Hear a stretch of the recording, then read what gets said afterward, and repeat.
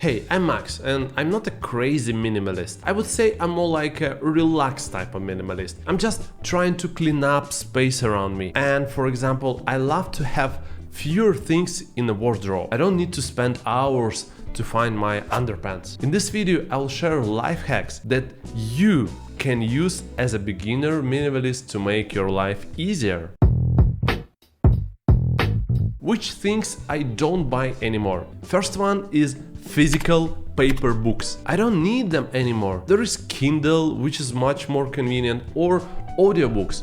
I listen to them a lot on my iPhone. When we moved from Ireland to Singapore, we spent so much unnecessary money just to bring 200 kilos of books, which is insane. Instead, I could bring my Honda CBF 600 over from Dublin. The next one is souvenirs from foreign country. You travel somewhere? Not anymore. Have a great time? Not anymore. And want to take back with you a part of this lovely country? Not anymore. But why? You have millions of photos already. Why do you need some crappy low quality mug or a fridge magnet? It's bad taste, and in reality you will never place it anywhere in your house in most cases. I'm sorry if you actually stuck them in your house.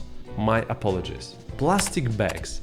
I try not to take them from a shop. I would instead bring a dedicated grocery bag or just throw things in my backpack. Sometimes I go to a pharmacy and they just give me a little plastic bag with my alcohol addiction pills and a receipt inside of the bag. What's the point? I'm not ashamed of my medication because I'm Russian. Na zdоровье. I would rather proudly carry it around. Na zdоровье. We don't say it, by the way. We never say na zdоровье. It's crap from Hollywood movies. Huligani. By the way, it's a pity that there are still plastic bags everywhere in so much developed and advanced Singapore. I hope the government will do something about it, or at least put an extra high tax on it.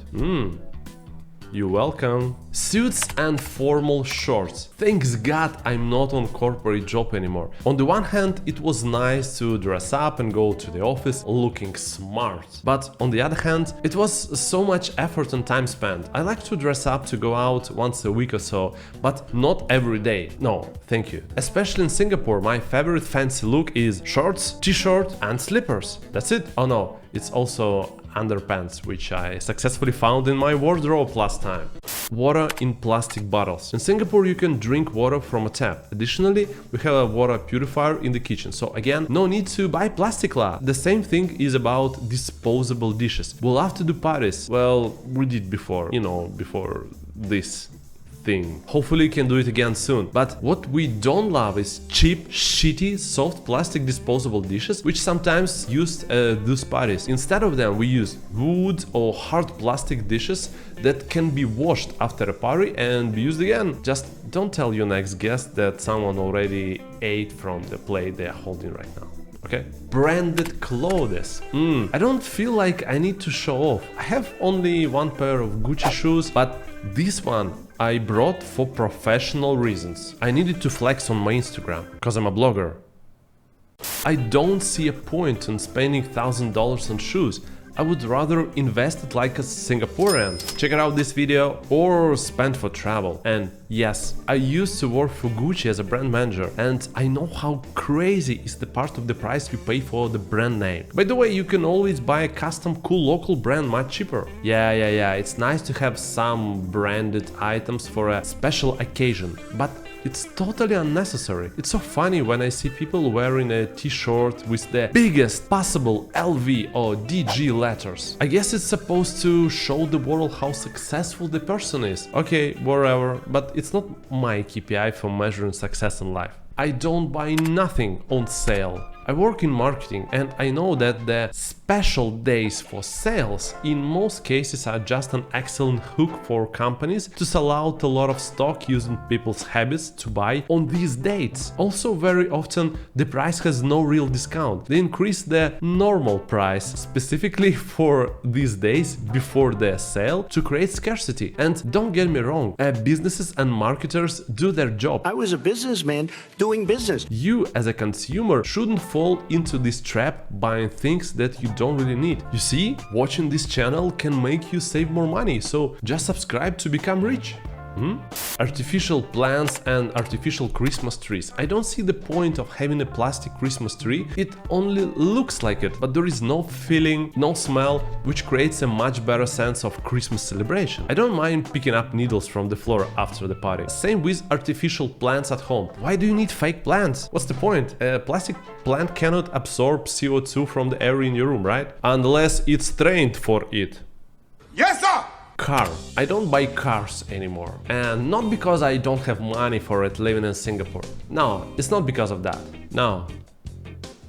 I had only one car in my life. That was Megane Coupe, which I owned living in Moscow 10 years ago. I loved the car and spent so much time racing around. But at that time there was no decent public transport available, no Uber, no Grab, no car sharing. Now I wouldn't stand to rent different models for the driving experience or just take a taxi. It's cheaper, more convenient, and you don't need to think about parking. Okay, one thing.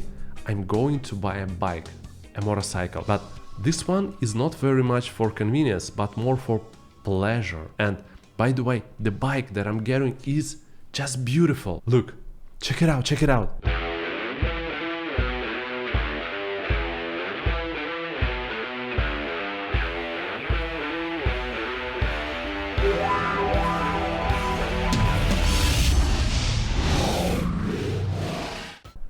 Right? I'll make a video on how I'm collecting it soon, when I get my 2B license finally. I started training in BBDC in May this year, meaning I'll finish by February 2025. Okay, kidding, I'm almost there. This Sunday I have the assessment before applying for the traffic police test. I'm terrified already.